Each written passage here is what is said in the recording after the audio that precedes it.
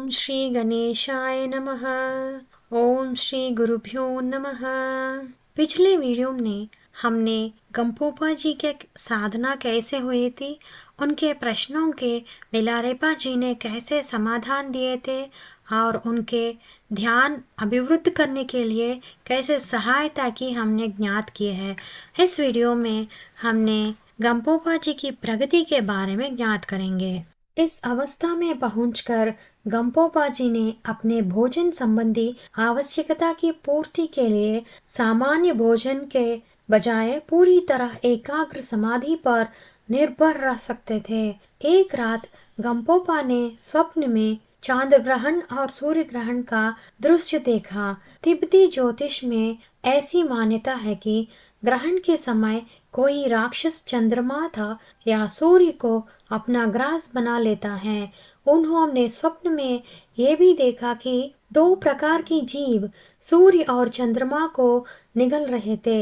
एक प्रकार के जीव घोड़े के पूंछ के बाल के जैसे आकार के थे और दूसरी प्रकार के जीव पतली कतरनों के समान कीटे को जैसे दिखाई देते थे। जब गंपोपा इस स्वप्न के बारे में परामर्श के लिए मिलारेपा के पास गए तो मिलारेपा ने उसने कहा कि वे इस बात को लेकर चिंतित ना हो कि वे गलत मार्ग पर चल रहे हैं हो सकते हैं, और उन्होंने यह भी कहा कि ऐसा दिखाई देना ना तो अच्छा है और ना ही बुरा। उन्होंने कहा कि यह स्वप्न ध्यान साधना के मार्ग में गंपोपा की प्रगति का संकेत है। इसका अर्थ है कि दोनों ओर की ऊर्जा सरणियों की सूक्ष्म ऊर्जा वायु अब मुख्य सरणी की ओर केंद्रित होने लगे हैं। ये सुनकर गंपोपा जी ने बहुत निश्चित हो गए हैं। मिलारेपा भांप चुके थे कि ये सभी घटनाएं उनके शिष्य की उपलब्धियों का संकेत है। इसीलिए उन्होंने गंपोपा को अपनी साधना आगे भी जारी रखने के लिए प्रेरित किए हैं। जब कोई साधक अपने श्वास और पार्श्विक सरणियों की सूक्ष्म ऊर्जा वायु माध्य सरणी में केंद्रित करने में सक्षम हो जाता है तो वह बहुत प्रगति कर चुका होता है। सभी सचेतन जीवों में सूक्ष्म ऊर्जा प्रणाली एक जैसी हो जाती है। सामान्यतः सचेतन जीव मुख्यतः दाहिनी सरणी से खास लेते हैं, जिसके कारण उनमें आसक्ति था मोह अधिक होता है, या फिर वे मुख्यतः बाह्य सारणी से खास लेते हैं और परिणामतः उनमें क्रोध अधिक होता है। हम माध्य सारणी में उत्पन्न होने वाले सकारात्मक विचार बिरले ही विकसित कर पाते हैं, क्योंकि यह सारणी घाटों से आवश्यक होती है। अनुभवी योगी इन घाटों को खोलकर माध्य सारणी के खास ले पाते हैं।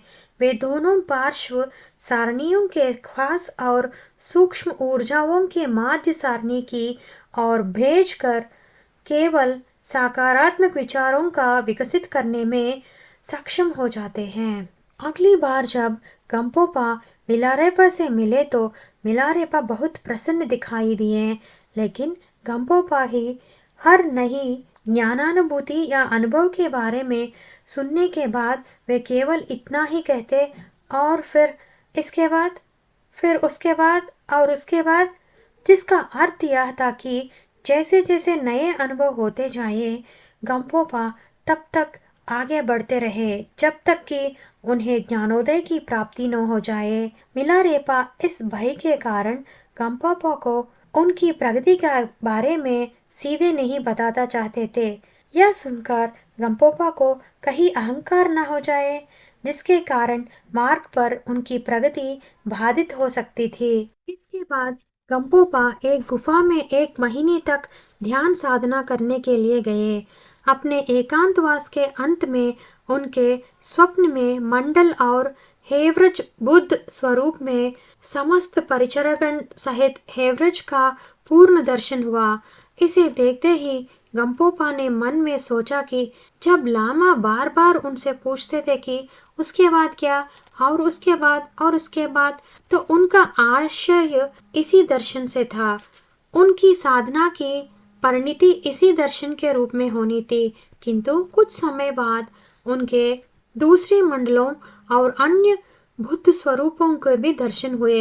एक दिन उनके हेरू के स्वरूप का दर्शन हुआ, जिसमें उन्हें देवता का पूरा अस्थि निर्मित मंडल भी दिखाया दिया।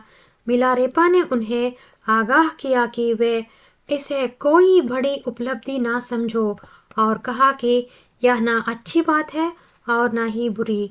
यह तो केवल नाभि स्थित चक्र के खुलने का संकेत है। नाभि चक्र के पूरी तरह खुल जाने पर सब कुछ सूर्य के तेज प्रकाश से विरंजित अस्थियों के समान सफेद दिखाई जाता है, क्योंकि श्वेत बोधनाचित ऊर्जा पूरी तरह विकसित हो चुकी होती है। इसके बाद उनके एक ऐसा अनुभव हुआ जिसे वस्तुतः स्वप्न नहीं कहा जाता है।